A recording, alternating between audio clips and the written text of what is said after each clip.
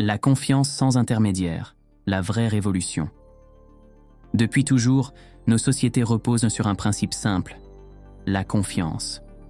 Mais cette confiance, nous l'avons toujours déléguée à des banques, des gouvernements, des notaires, des entreprises, des tiers censés garantir que tout se passe bien. Quand vous déposez votre argent à la banque, vous lui faites confiance. Quand vous signez un contrat, vous faites confiance au notaire. Quand vous envoyez un message sur un réseau social, vous faites confiance à la plateforme. Mais au fond, vous ne contrôlez rien. Vous croyez que tout est sécurisé parce qu'on vous le dit. Le problème, c'est que cette confiance a souvent été trahie.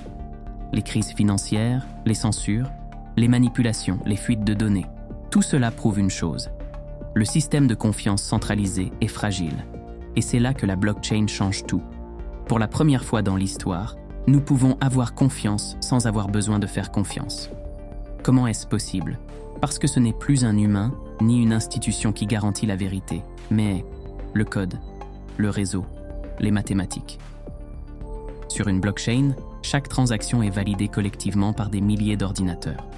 Personne ne peut tricher, car chaque tentative de fraude serait immédiatement visible par tous. Le système se protège lui-même.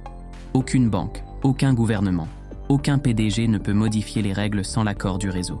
C'est une confiance distribuée, une vérité partagée. Imaginez un monde où vous pouvez échanger, investir, signer, créer, sans jamais dépendre d'un intermédiaire pour prouver que vous dites la vérité. Un monde où la confiance n'est plus un privilège, mais un droit.